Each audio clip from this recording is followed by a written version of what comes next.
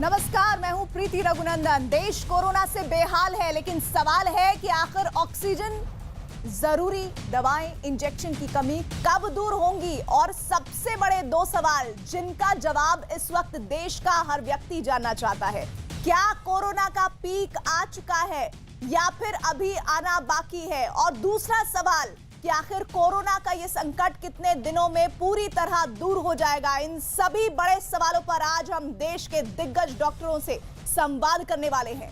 और आज ही एक बड़ा मुद्दा और है। कांग्रेस बार बार कह रही है कि बिना संपूर्ण लॉकडाउन लगाए कोरोना से निपटना मुश्किल है, जबकि विपक्ष की कुछ पार्टियां कांग्रेस के इस रुख के खिलाफ हैं। सवाल है कि आखिर इस वक्त देश हित में क्या जरूरी है? और तमाम कोशिशों के बाद भी हर सियासी पार्टी का अपनी ढफली, अपना राग वाला हाल क्यों है? इन तमाम मुद्दों पर आज होगी देश की सबसे बड़ी बहस। बेलगाम महामारी, सांसों की जंग जारी।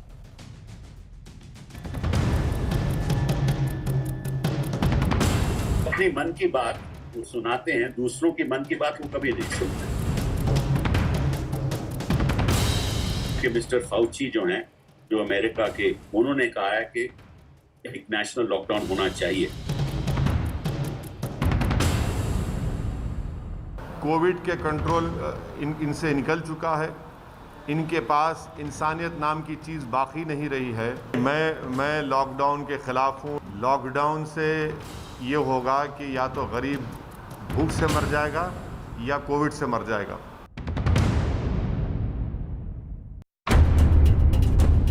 करीब एक महीने से कोरोना कहर बरसा रहा है। इसके बावजूद सियासत में सबकी अपनी डफली और अपना राग वाला खेल चल रहा है। कोई कह रहा है लॉकडाउन लगाओ, कोई कह रहा है मत लगाओ। एक दूसरे पर ठीकरा फोड़ने का खेल भी जारी है। हम सब ने देखा कि दिल्ली हाईकोर्ट ने एक बार फिर से केंद्र सरकार को लताड़ा, खूब डांटा।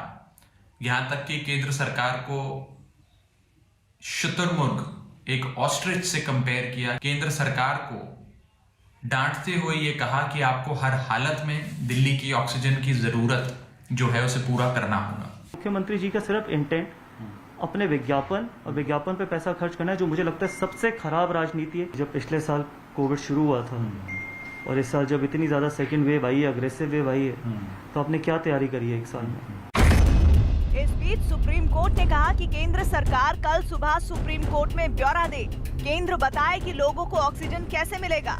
दिल्ली समेत सभी राज्यों के लिए प्लान मांगा गया है। इस बीच राहुल गांधी ने एक बार फिर ट्वीट कर सरकार से कहा है कि सरकार समझ नहीं रही है कि कोरोना को रोकने का एकमात्र उपाय है संपूर्ण लॉकडाउन। सरकार के एक्शन न लेने के चलते मासूम लोगों की जान जा रही है। इस बीच जरा ये तस्वीर भी देख लीजिए। गुजरात में अहमदाबाद जिले के नवापुर गांव में एक धार्मिक आयोजन के लिए सोशल डिस्टेंसिंग की धज्जियां उड़ाते हुए भीड़ उमड़ पड़ी। इस आयोजन का वीडियो वायरल होने के बाद पुलिस हरकत में आई और जिम्मेदार लोगों के खिलाफ कार्रवाई भी की गई। लेकिन सवाल है कि क्या इस रवैये के साथ कोरोना के खिलाफ जंग जीती जाएगी? और सवाल ये भी कि आखिर सांसों का ये संकट कब खत्म होगा? इसी पर होगी देश की सबसे बड़ी बहस।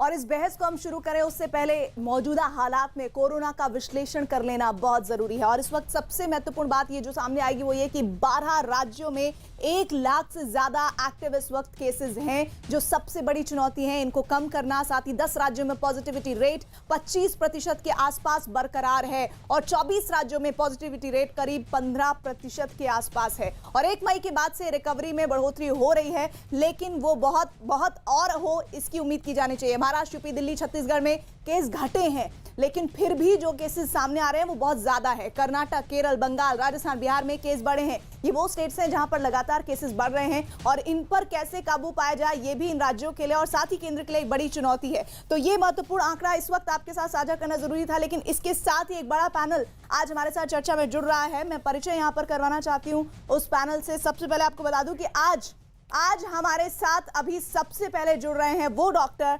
जिनके बात को सुनना आपके लिए बहुत जरूरी है। हमारे साथ डॉक्टर DS राणा CMD हैं, सर गंगाराम हॉस्पिटल के जुड़ रहे हैं और साथ ही साथ हमारे साथ अपराजिता सारंगी जुड़ रही हैं, स्पोक्स पर्सन है BJP के। DS राणा साहब, मैं आज आपसे शुरू करना चाहती हूँ क्योंकि आज के वक्त में अगर देश की जनता किसी को सुनना चाहती है मौजूदा हालात पर तो वो डॉक्टर हैं, और आप जैसे प्रतिष्ठित डॉक्टर अगर कुछ कहेंगे तो मुझे लगता है कि उसका व्यापक असर होगा।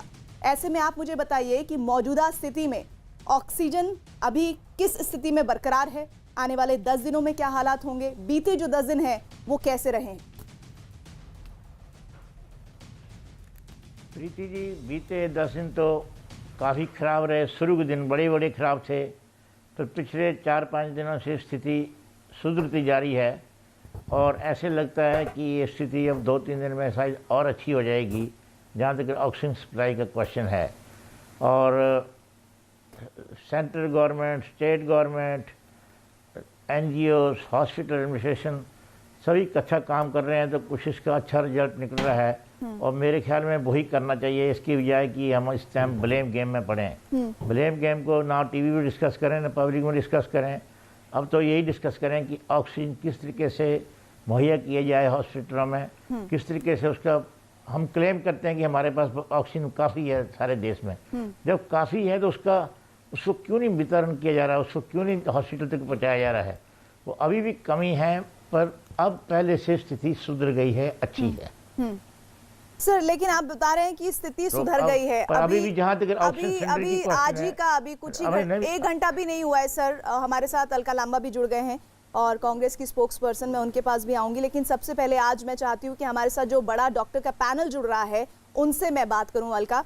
और डॉक्टर राणा, ये मुझे बताइए सर, आप कह रहे हैं कि पहले की स्थितियां बहुत खराब थी लेकिन अभी की स्थितियां कुछ बेहतर है, आने वाले समय में क्या होगा? उससे जोड़कर मेरा अगला सवाल है, वो सवाल ये कि प्रधान वैज्ञानिक सलाहकार विजय राघवन ने कहा है कि नई लहर के लिए तैयार रहिए। वो कब तक आएगी इसके बारे में कोई जानकारी नहीं है। अभी तो हम दूसरी लहर से ही नहीं पार पा रहे हैं, तो फिर आगे वाली स्थितियों के बारे में आप कैसे आकलन करेंगे?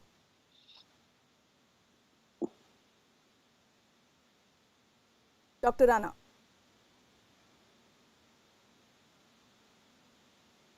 किया जाए, इसके लिए अभी समाधान हो रहे हैं कि ऑक्सीजन कंसंट्रेटर लगाए जा रहे हैं, ऑक्सीजन रीजनरेशन वाले प्लांट लगाए जा रहे हैं, ऑक्सीजन का जो सप्लाई चेन है वो स्मूथ लाइन की जा रही है। और आगे के लिए मैं समझता हूँ और उम्मीद करता हूँ कि सरकार जो है, चाहे केंद्रीय सरकार है चाहे प्रादेशिक सरकार है, वो इस चीज़ को तैयार रहेंगे कि ये लहर आ सकती है, इससे भी स्ट्रांग लहर आ सकती है। ऐसा ही जो सेकंड लहर आई कोई नई चीज़ नहीं थी। दूसरे जो देश थे, चाहे यूरोप में, अमेरिका में लहर आई थी, पर हमने सोचा शायद नहीं आएगी अभी। चलो कभी गलत भी हो सकता है, अब जो कुछ होगा वो तो हो गया है, पर आगे के लिए सतर्क रहें। और इस वक्त भी सारे जुड़कर जो प्रॉब्लम शुरू हुई है इसको ठीक किया जाए। लोग ऑक्सीजन को ब्लैक में कर रहे हैं, ऑक्सीजन सिलेंडर ब्लैक में मिल रहे हैं, ऑक्सीजन ब्लैक में मिल रही है, दवाइयाँ ब्लैक में मिल रही हैं, उन चीज़ों का एक हॉस्पिटल के बेड्स पर प्रॉब्लम करी हो रही है। सब जगह चारों तरफ जो है वो कुछ लोग नाजायज़ फ़ायदा उठा रहे हैं जी। पर जो मेजॉरिटी लोग हैं वो अच्छे लोग हैं। अच्छे लोगों से देश चलता है, अच्छे लोगों से सोसाइटी चलती है, सब लोग जुड़े हुए हैं। मैंने आज मुझे इस मॉर्निंग से पता नहीं कितने NGO जो हैं मुझे अप्रोच कर चुके कि वो हमारी हेल्प करने के लिए तैयार हैं। अभी मेरे सामने भी खड़े हुए हैं जो 100 बेड हमारे हॉस्पिटल में ऐड करने के लिए तैयार हैं। पर 100 बेड के लिए ऑक्सीजन चाहिए, पर ऑक्सीजन से ज़्यादा जरूरी जो नेक्स्ट वीक तक प्रॉब्लम आ जाएगी वो है कि हम मैन पावर नहीं सप्लाई कर पाएंगे। आज भी मैं रोता हूँ जब पेशेंट को बेड नहीं मिलता, मैं सोचता हूँ ICU बेड और बढ़ा दूँ। आज मैं 20 बेड अपने हॉस्पिटल में ऐड करना चाहता था, पर मेरी जो चीफ नर्सिंग ऑफिसर उसने कहा मेरे पास नर्सिस नहीं है, तो वैसे ही डॉक्टर नहीं मिल रहे हैं। तो हमारी सबसे चुनौती आने वाली है आने वाले टाइम में मेडिकल मैन पावर की सबसे बड़ी दिक्कत आएगी ऑक्सीजन के साथ साथ, और जो इंजेक्शंस हैं, दवाइयां हैं, उनकी कमियों से तो बीते दिन हम जूझे ही। सोल्यूशन नहीं होगा कोई। बिल्कुल। और इस वक्त हमारे साथ डॉक्टर सोनिया लाल गुप्ता भी जुड़ गए हैं, जो मेट्रो प्रॉब्लम हॉस्पिटल की। जुड़ गए हैं, सर आपने बहुत महत्वपूर्ण बात बताई है और मैं चाहती हूँ कि दूसरे हॉस्पिटल्स के हालात क्या हैं, आप दोनों ही प्रतिष्ठित डॉक्टर्स हैं जो ये बताएंगे कि मौजूदा हालात में हम किस तरह की चुनौतियों से जूझ रहे हैं। तो डॉक्टर सोनिया लाल, मेरा सवाल आपसे ये है कि ऑक्सीजन की अभी आपके अस्पताल में क्या स्थिति है? तो पहले से सिचुएशन डेफिनेटली बेटर हो रही है। जो 10 दिन पहले स्थिति थी, जहाँ पे मतलब चाहे 1 हफ्ता पहले भी जो स्थिति थी, जहाँ पे हर मूवमेंट पे एक डर था, लास्ट मोमेंट तक वेट कर रहे थे, तो थोड़ा सा बेटर प्लानिंग डेफिनेटली हुई है। गवर्नमेंट ने न्यू वेंडर्स भी असाइन करे हैं, ट्रांसपोर्ट का थोड़ा रेगुलराइज हो रहा है, सो डेफिनेटली वी कैन, हम डिफरेंस दिख रहा है जो पहले से। हम ये नहीं बोलेंगे कि ऑब्वियसली हम बिल्कुल टेंशन फ्री हैं कि हमें पता है कि हमेशा आएगी, बट थिंग्स आर बेटर। तो द पॉजिटिव बात यह है कि पहले से बेहतर है, क्योंकि पहले यही डर लगा रहता था कि बस पेशेंट्स सारी इतनी मेहनत कर रहे हैं पेशेंट्स को बचाने के लिए, ऑक्सीजन की कमी के कारण किसी पेशेंट को कभी है अपनी लाइफ का लॉस नहीं होना चाहिए। सो एटलीस्ट एक वो स्टेबिलिटी धीरे धीरे करके आ रही है। अभी भी और बहुत टाइम लगेगा, बट बेटर हो रहा है step by step. Doctor Sonia Lal, आप कई हॉस्पिटल्स के ग्रुप के साथ अब एक रिप्रेजेंटेटिव के तौर पर यहाँ पर मौजूद हैं। आप मुझे बताइए कि ये स्थितियां कब तक सही हो पाएंगी? कोई आकलन आपके पास है? क्योंकि स्थितियां मौजूदा वक्त में जिस तरह की हैं, उनको तो मतलब जिस तरह से आप लोग डील कर रहे हैं उसके लिए हैट्स ऑफ है, लेकिन ये सिचुएशन कब तक बनी रहेगी? क्योंकि जो लोग अस्पतालों तक पहुंच रहे हैं वो सबसे पहले ये जानना चाह रहे हैं कि जिस अस्पताल पर वो दस्तक दे रहे हैं वहां मेडिकल फैसिलिटीज या फिर बेसिक ऑक्सीजन की सप्लाई है भी कि नहीं है।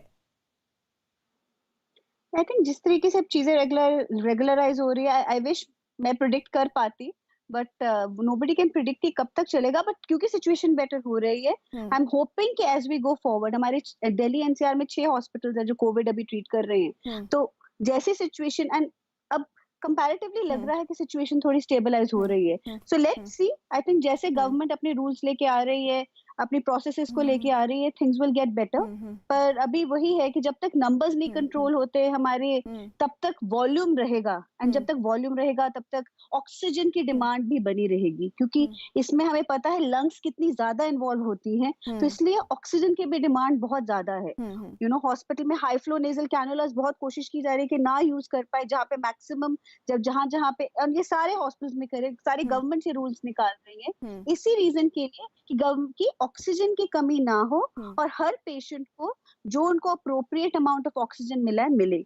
एक और बात, बाकी स्टेट्स ने एक और रूल करा है बॉम्बे में, जिसमें बोलूंगी कि जो शायद दिल्ली में भी अब एक थॉट प्रोसेस होना चाहिए।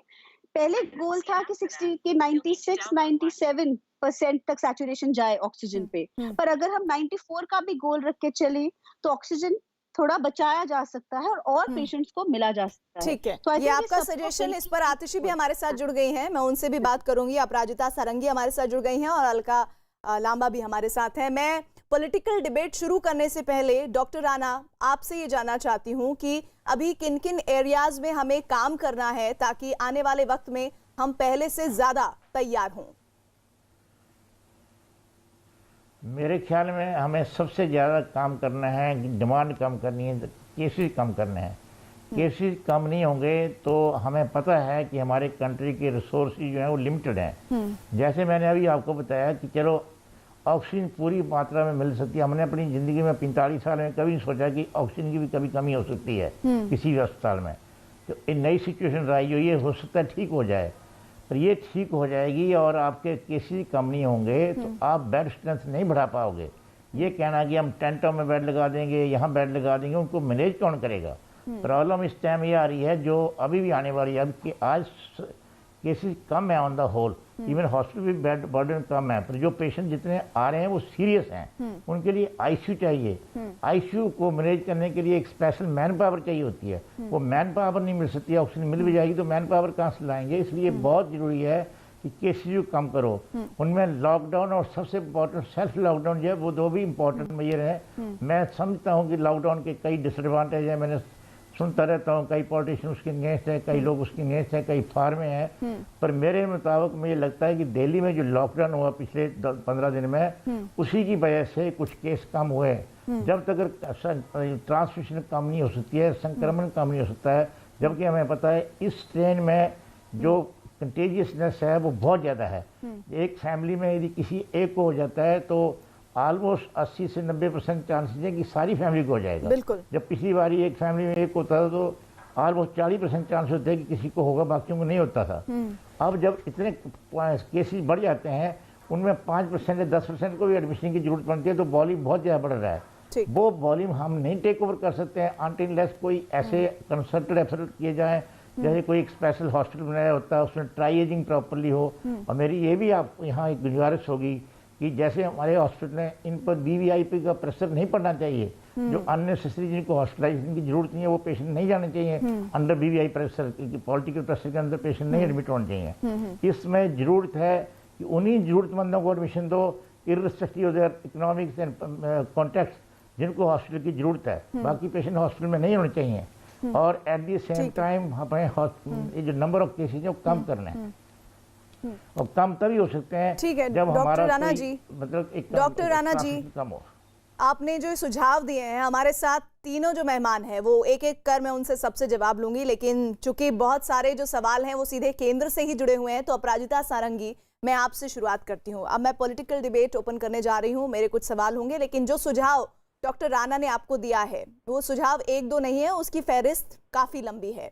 ऐसे में उसमें ऑक्सीजन की सप्लाई की भी बात की है उन्होंने कहा है कि आईसीयू बेड हमें बढ़ाने होंगे, और जो वीवीआईपी फैसिलिटीज लोगों को मिल रही है जिन्हें जरूरत नहीं है उनको भी अब संज्ञान में लेना होगा। लेकिन उन्होंने जो सबसे पहली बात कही वो थी लॉकडाउन या सेल्फ लॉकडाउन पर।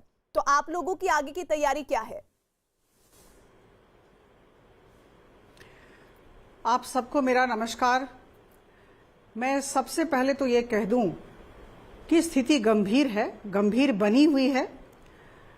अच्छी बात ये हुई है कि रिकवरी रेट बढ़ गया है, मोर्टालिटी रेट हमारा कम है, मृत्यु दर हमारा कम है दूसरे देशों की अपेक्षा में। और अगर 24 घंटे में 3,37,000 लोग ठीक हो रहे हैं तो मुझे लगता है कि राहत की सांस भी हम कुछ समय तक ले सकते हैं। और अभी चिकित्सकों को सुनकर बहुत अच्छा लगा। उन्होंने सही कहा कि अब केसेस कुछ कम रहे हैं, लेकिन मुझे लगता है कंप्लेसेंसी का वक्त नहीं है। और मैं आप सबको केंद्र सरकार की तरफ से भारतीय जनता पार्टी की तरफ से विश्वास देना चाहती हूं कि केंद्र सरकार और राज्य सरकार स्थिति को सुधारने की दिशा में हर संभव प्रयास कर रहे हैं। हर एक क्षेत्र में, हर एक सेगमेंट में, हर एक सेक्टर में जो भी बन सकता है कर रहे हैं। और बड़ी बात यह है जो अभी डॉक्टर साहब ने भी कही, मुझे बड़ा अच्छा लगा। मैं उनकी बातों की पुनरावृत्ति करूंगी। उन्होंने कहा कि बहुत सारे स्वयंसेवी संगठन आगे आए हैं और हमारी सहायता कर रहे हैं। मुझे लगता है ये बहुत ही सकारात्मक पक्ष है और हम सब मिलकर कोरोना के साथ युद्ध कर रहे हैं। इस वक्त और मैं आपको बता दूं कि होना जरूरी है, मैं आपको बता दूं कि हम हर एक आह्वान के लिए तैयार को ही कहा है कि आप लोग शुतुरमुर्ग बनकर बैठे हुए हैं। तो यानी कि जो सिचुएशन पहले कंट्रोल हो सकती थी वो आप लोगों ने काफी हद तक नहीं की और स्थितियां इतनी बुरी हो गई। अब आप ठीकरा भले ही राज्यों पर फोड़े, राज्य कहें कि केंद्र सपोर्ट नहीं कर रहा, लेकिन सच ये है कि जान आम आदमी की जा रही है। देखिए, हम सबकी सामूहिक जिम्मेदारी है, क्या पक्ष, क्या विपक्ष, क्या केंद्र, क्या राज्य सरकार और क्या स्वयंसेवक संस्थाएं। मुझे लगता है ये हम सबकी सामूहिक जिम्मेदारी है कि हमारे देश का हर एक व्यक्ति स्वस्थ रहे। हमें पता था कि दूसरी लहर आएगी, दूसरे देशों में भी आई, भयानक तरीके से आई, हमारे देश में भी आई और बहुत ही भयानक तरीके से आई। और मैं आपको बता दूं, हमारी जनसंख्या दूसरे देशों की अपेक्षा बहुत ज़्यादा है। एक दूसरी बात, यहाँ की जो डेंसिटी ऑफ पॉपुलेशन है हम सबको ज्ञात है, 455 लोग 1 वर्ग किलोमीटर में रहते हैं। और अगर हम यूएस की बात लें तो 1 वर्ग किलोमीटर में महज 36 लोग रहते हैं। ये मुझे लगता है कि जहां हमारे साथ जो भी पैनल में बैठे हैं उन सबको पता है, मुझे बोलने का मौका दें कि समन्वय होना चाहिए, लेकिन सामूहिक जिम्मेदारी है। सामूहिक जिम्मेदारी में वो समन्वय कहाँ है? आतिशी अभी हमारे साथ जुड़ी हुई है, मैं उन्हीं से पूछ लेती हूँ। आतिशी, ये कह देना कि सामूहिक जिम्मेदारी है और ऐसे में आप कभी केंद्र के कोर्ट में बॉल डाल दें और केंद्र कभी आपसे कुछ कहना चाहे, लेकिन सच यह है कि दिल्ली में अभी भी भयानक ऑक्सीजन की कमी है। इस पर आप लोग क्या विचार कर रहे हैं? देखिए प्रीति, ये बिल्कुल सही बात है कि ऐसी बड़ी महामारी में राज्य सरकार की भी जिम्मेदारी होती है, केंद्र सरकार की भी जिम्मेदारी होती है। लेकिन जो अभी दिल्ली में ऑक्सीजन की कमी को लेकर समस्या है, ऑक्सीजन एक सेंट्रली रेगुलेटेड कमोडिटी है। उदाहरण के तौर पे अगर मैं कहूं कि जैसे दिल्ली भर में पानी पहुंचाना दिल्ली सरकार की जिम्मेदारी है, हर हिस्से में पानी पहुंचाना होगा। हम ये नहीं कह सकते कि जमुना पार हम पूर्वी दिल्ली में पानी नहीं पहुंचाएंगे, वो अपना इंतजाम खुद कर ले। ऐसा नहीं हो सकता।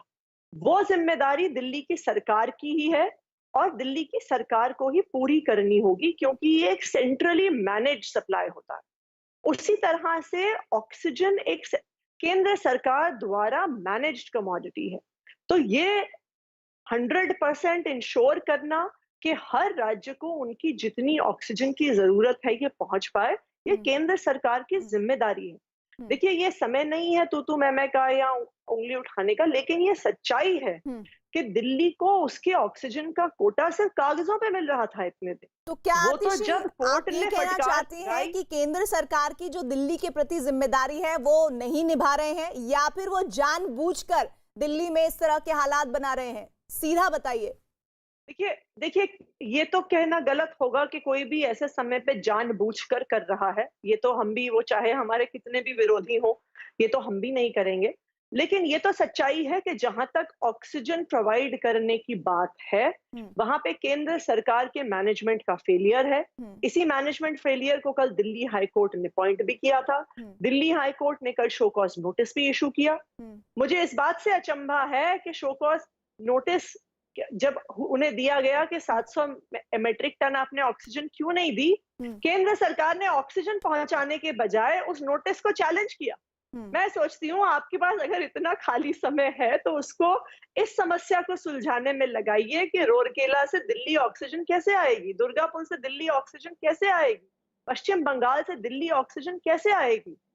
दिल्ली को ऑक्सीजन का कोटा ऐसे दूर दूर के राज्यों से फिक्स कर दिया गया है। अब सवाल ये है कि प्रोविजन कैसे होगा। केंद्र सरकार ये खुद कह रही है कि उनके पास देश भर में 1640 क्रायोजेनिक टैंकर हैं।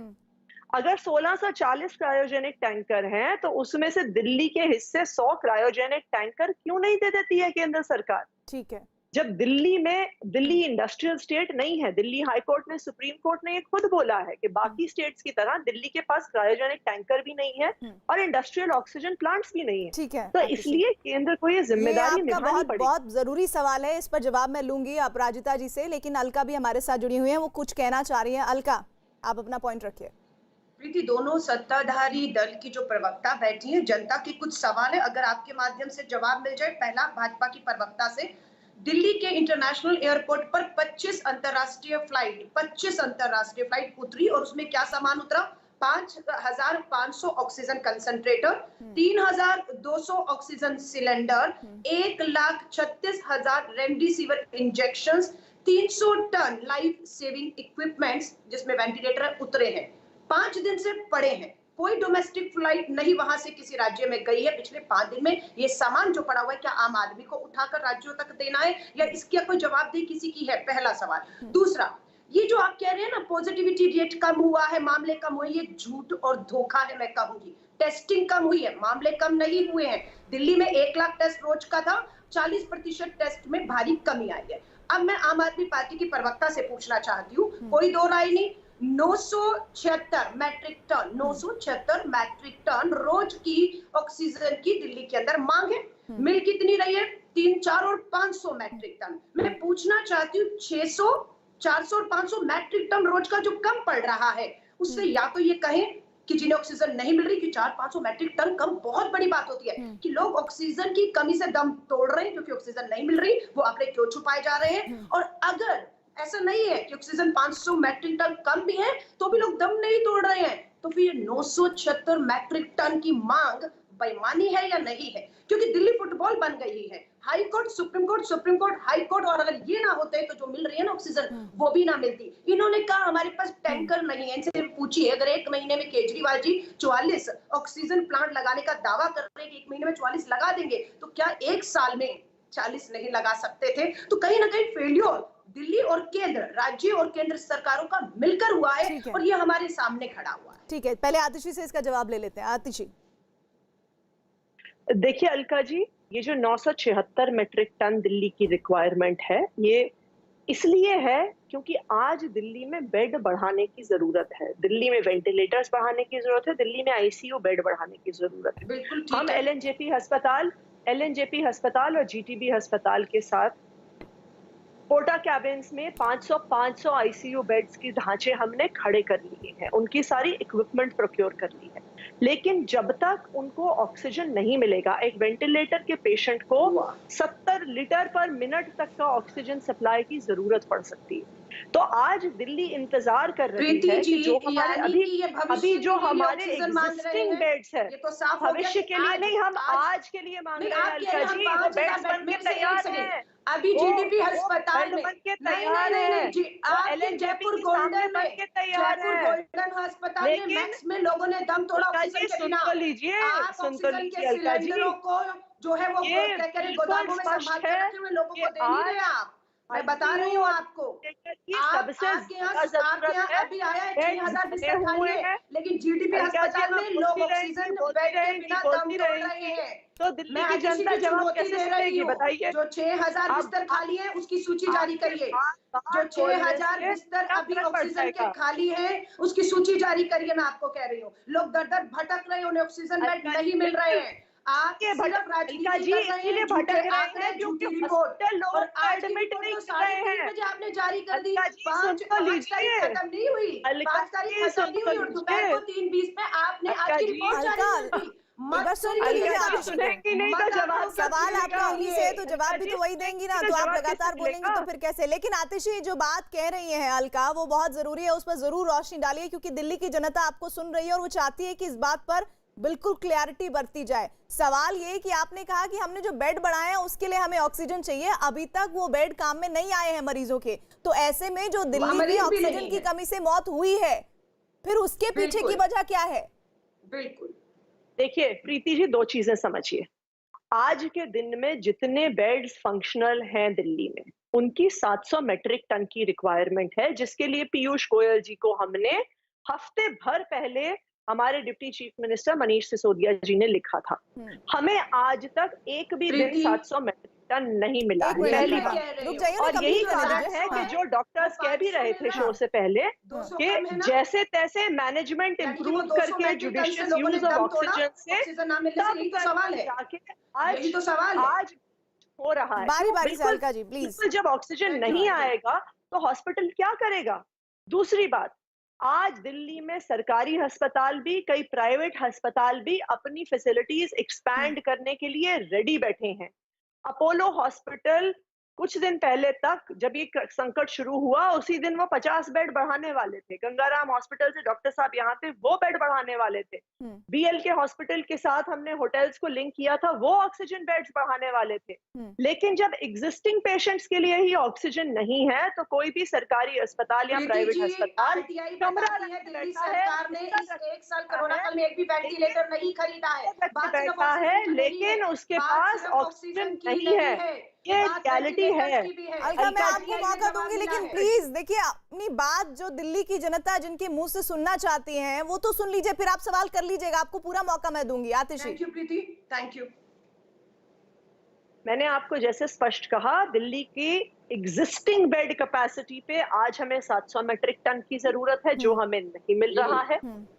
दिल्ली को जो हमारे पास रेडिली अवेलेबल नए बेड्स हो सकते हैं, ऑक्सीजन बेड्स, जिसका इंफ्रास्ट्रक्चर प्राइवेट अस्पतालों के पास भी और गवर्नमेंट अस्पतालों के लिए भी तैयार है, उसके लिए हमें 900 मेट्रिक टन ऑक्सीजन की जरूरत है। प्रीति, आप भी जानती हैं, मैं भी जानती हूँ कि आज दिल्ली में सबसे ज्यादा जरूरत आईसीयू बेड्स की है, अगर किसी चीज की है। लेकिन आईसीयू बेड्स में सबसे ज्यादा ऑक्सीजन की रिक्वायरमेंट होती है। जब तक दिल्ली को 900 मेट्रिक टन ऑक्सीजन नहीं मिलेगा, तब तक दिल्ली की आईसीयू कैपेसिटी, चाहे सरकारी हॉस्पिटल ठीक है, मैं आपके पास आऊंगी, लेकिन डॉक्टर्स के पास में जाना चाहती हूँ इस बीच। डॉक्टर राणा, देखिए आप किस तरह से, मैं आपसे कोई पॉलिटिकल व्यू नहीं चाहती हूँ सर, लेकिन फिर भी मैं चाहती हूँ कि आप इस मौजूदा स्थिति को अपने नजर से देखिए, क्योंकि आप लोग ट्रीटमेंट दे रहे हैं मरीजों को और आप देख रहे हैं कि किस तरह का संकट इस वक्त है।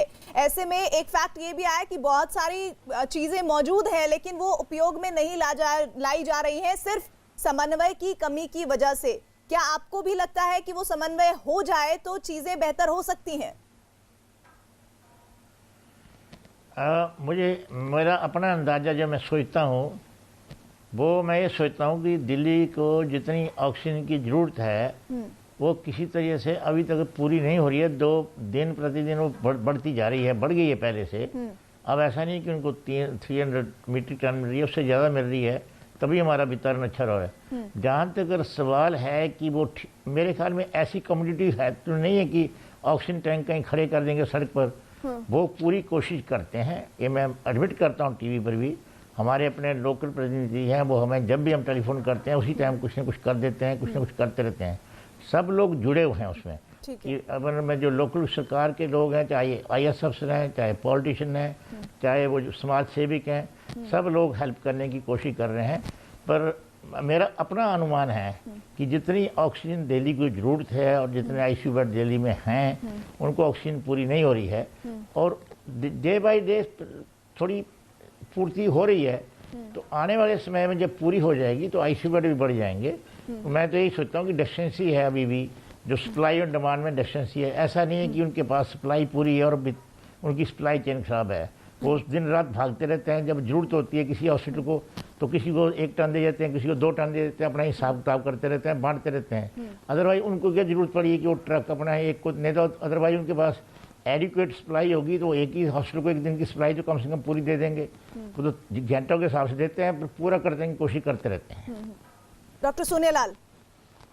हाँ जी, तो अभी जो कंडीशन है, आई थिंक जब तक हम नंबर्स नहीं कंट्रोल करते, वॉल्यूम ही बहुत ज्यादा है। सो डेफिनेटली जब तक हम फैसिलिटी सारी नहीं लाते हैं, ऑक्सीजन की कमी अभी भी है, ये फैक्ट है। हम ये कह रहे हैं कि पहले से थोड़ा बेटर है, पर अभी there is a very big gap. अभी गैप तो अभी बहुत है। एंड चैलेंज ये है कि अगर हमारे नंबर्स कंट्रोल नहीं हुए तो नंबर ऑफ एडमिशंस बढ़ती रहेंगी, और इस बार पेशेंट बीमार ज्यादा हो रहे हैं। जो लोग हॉस्पिटल आ रहे हैं उनको ऑक्सीजन की एक्चुअली मेजॉरिटी को जरूरत पड़ती है। ICU बेड्स की, कंप्लीटली एग्री विद डॉक्टर आना, ICU बेड्स की बहुत जरूरत है। इतनी ज्यादा ICU बेड्स की शॉर्टेज है कि वी फील वेरी हेल्पलेस, क्योंकि इतने लोगों को ICU बेड्स की जरूरत होती है।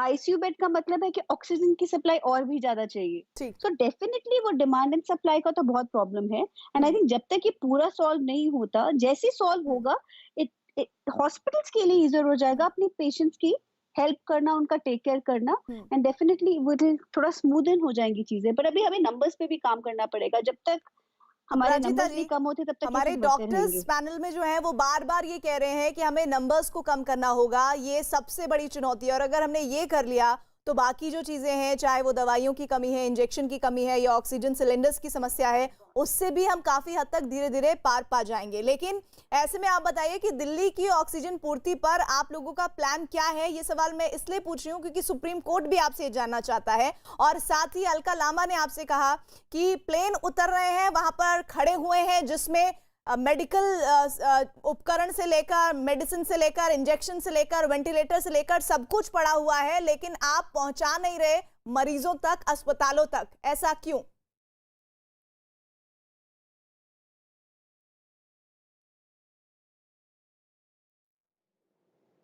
अपराजिता सारंगी जी, अपराजिता जी आवाज आ रही है आप तक? चलिए, लग रहा है उन तक आवाज नहीं आ रही है। अलका आप बोलिए।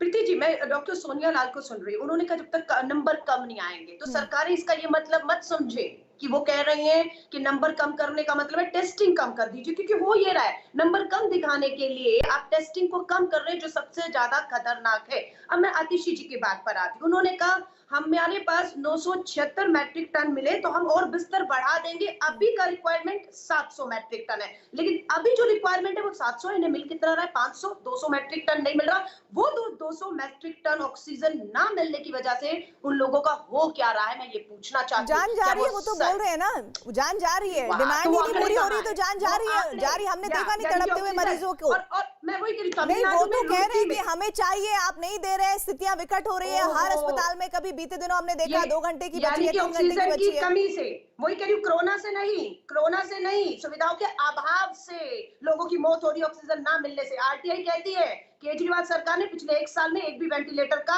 जो है ऑर्डर नहीं दिया है। ये तो इन्हें करना था। ऑक्सीजन का ठीक है, हम वोट देते केंद्र का, वेंटिलेटर किसको ऑर्डर करने थे, इनसे पूछते। और पंजाब में मुख्यमंत्री ने कहा हम ऑक्सीमीटर गांव-गांव, घर-घर, क्योंकि 6 महीने के बाद चुनाव है। दिल्ली के कितने घर-घर में इन्होंने ऑक्सीमीटर दिया? दिल्ली वाले सुन रहे, मैं पूछना चाहती हूँ। पंजाब में चुनाव है, इसलिए मुख्यमंत्री के कहने पर हर पंजाब के गांव में, घर में आम आदमी पार्टी सरकार किसके पैसे से ऑक्सीमीटर दे रही है, मैं पूछना चाहती हूँ। दिल्ली वाले मैं आपके पास आऊंगी, आतिशी इस पर जवाब दीजिए।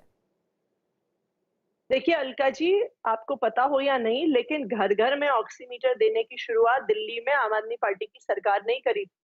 सबसे पहले होम आइसोलेशन को बड़े स्तर पे करने की शुरुआत, घर घर ऑक्सीमीटर देने की शुरुआत दिल्ली में दिल्ली सरकार ने करी। पहली बात उसे दिखाइए। अलका जी सुन तो लीजिए, अलका जी क्या समस्या है आपको? कि दिल्ली के 3 करोड़ आबादी को, अलका जी शांति रखिए, शांति शांति। आम आदमी पार्टी सरकार ने अलका जी दिया है। ये कोरा अलका जी तो शांति रख लीजिए। क्या अलका जी जवाब नहीं सुनना चाहती? पहले आपने ऑक्सीमीटर दिया है और आप अलका जी बात तो सुन लीजिए, आपको सुनना ही नहीं है। दूसरी लहर है होम आइसोलेशन में, एक परिवार का सदस्य अगर संक्रमित है तो वो होम आइसोलेशन में घर के 4 सदस्यों को। अगर आपको बात अलका लांबा जी, देखिए जब आप बोल रही थी कोई इंटरवीन नहीं कर रहा था, तो आपकी बातों का जवाब तो वही देंगी। तो आप जवाब सुनेंगी नहीं तो फिर फायदा क्या है? आप जवाब में भी आप सवाल निकालेंगे और उसी वक्त पूछेंगे तो ऐसे बात नहीं बन पाएगी। बात तो सुन लीजिए उनकी, आपको पूरा मौका दिया जाएगा, दिया गया है। एक बार सुन तो लीजिए उनका जवाब प्लीज। आतिशी की ऑडियो प्लीज। होम आइसोलेशन घातक साबित हो रहा है। एक आदमी से 4 देखिए अरे सुन तो लीजिए अलका जी, शांति रखिए 1 मिनट। अगर आपको से सवाल ही पूछने हैं कि आपको उनके जवाब भी चाहिए। अलका जी ने टेस्टिंग का सवाल उठाया, तो मैं आपको ये बता दूं कि देश में सबसे ज्यादा टेस्टिंग अगर कहीं हो रही है वो दिल्ली में हो रही है। ऑन एन एवरेज दिल्ली में 75,000 to 95,000 टेस्ट रोज होते हैं। उनकी संख्या घटती बढ़ती है लैब्स की कैपेसिटी के आधार पर, कि अगर कुछ दिनों में लैब्स में ज्यादा टेस्ट चले जाते हैं तो वो डिले हो जाते हैं। लेकिन देश में सबसे ज्यादा टेस्टिंग अगर कहीं हो रही है वो दिल्ली में हो रही है। दूसरी बात सुन तो लीजिए अलका जी, 1 मिनट शांति रखिए। दूसरी बात, मुझे नहीं दिल्ली सुन रही है। जो डॉक्टर लाल बात कह रही थी, ये बिल्कुल ठीक है, केसेस कम हो रहे हैं and most importantly positivity rate कम हो रहा है। बेसिकली हर 100 टेस्ट में आप परसेंटेज समझती हैं अलका जी? हर 100 टेस्ट में लोग पॉजिटिविटी है, उसको धोखे में खतरे में डाल रही है आम आदमी पार्टी सरकार। में कुछ दिन पहले आप धोखा दे रहे हैं। 1 लाख टेस्ट इनको म्यूट कर दीजिए, आपने रोक दिए। म्यूट कर दीजिए अलका जी। बेनकाब हो रही है, बेनकाब हो रही है, बेनकाब हो रही है, बेनकाब हो रही है। अलका प्लीज देखिए, ऐसे मत कीजिए, ऐसे मत कीजिए। व्यूअर्स लगातार अभी आप जाएंगे ट्विटर पर, सोशल प्लेटफॉर्म पर, तो बोलेंगे कि हमें बात ही नहीं सुनने में आ रही है, तो क्या फायदा है इस बात को रखने का? प्लीज आतिशी कंप्लीट करिए। आपसे रिक्वेस्ट है, ऐसे पैनलिस्ट को ना बुलाया जाए जो शांति से बात भी अपनी नहीं रखने दिए जाते। जब अलका जी अपनी बात रख रही थी तो हमने पूरी तहजीब के साथ उनकी बात को बिना इंटरप्ट किए सुना। तो हम ये अपेक्षा करते हैं कि वो भी थोड़ी सी तहजीब दिखाएंगे और हमारी बात को सुनेंगे। मैं ये कह रही थी, और जो डॉक्टर लाल ने बात कही कि दिल्ली में थोड़ा सा इम्प्रूवमेंट हुआ है जब से लॉकडाउन हुआ है, और वो सिर्फ केसेस की संख्या इंपॉर्टेंट नहीं है, क्योंकि on any given day testing कभी थोड़ी कम होती है, कभी थोड़ी ज्यादा होती है, लेकिन पॉजिटिविटी रेट कि हर 100 केस जो लोगों को टेस्ट किया जाता है उसमें कितने पॉजिटिव आते हैं, ये दिखाता है कि संक्रमण दर कितना है।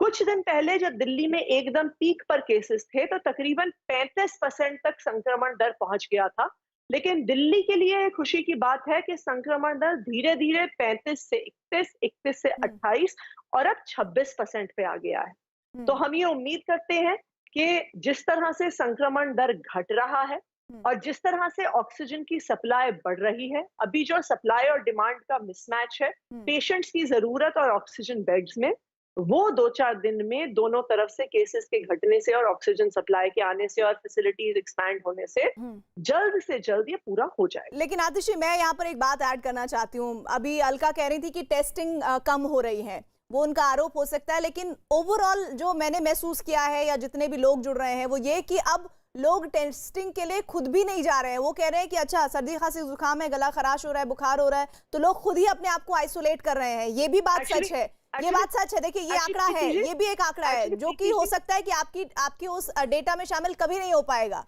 ये भी है, इसको भी आप ध्यान में रखिए। जी, आपका ये कुछ कह रही हैं।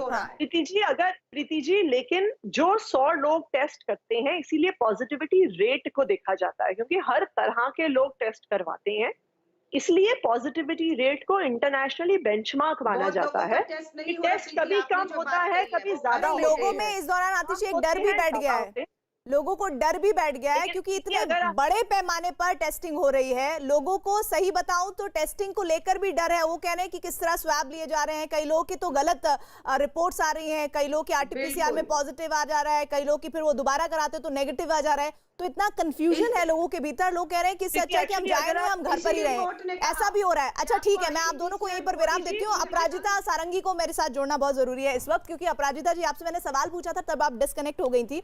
सवाल आपसे था अलका लांबा का। सवाल ये कि मेडिकल उपकरण से लेकर तमाम ऐसी जरूरतें जो इस वक्त मरीज को बहुत ज्यादा, जिसकी अहमियत है उसकी जिंदगी में, वो सब आप लोग नहीं पहुंचा पा रहे हैं। और ऐसा उनका आरोप है कि वो दिल्ली के एयरपोर्ट पर यूं ही पड़े हुए हैं, सिर्फ सामान के तौर पर, जिनका इस्तेमाल किसी की जिंदगी बचाने में हो सकता है। वहीं दूसरी साथ ही एक और बात का जवाब दीजिएगा, जो कि सुप्रीम कोर्ट ने भी आपसे पूछा है कि आपके पास दिल्ली में ऑक्सीजन की पूर्ति के लिए प्लान क्या है?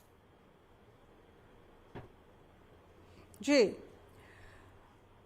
देखिए, आरोप प्रत्यारोप की राजनीति से किसी की जान बचने वाली नहीं है। हमें बड़े शांत मन से समाधान खोजना है।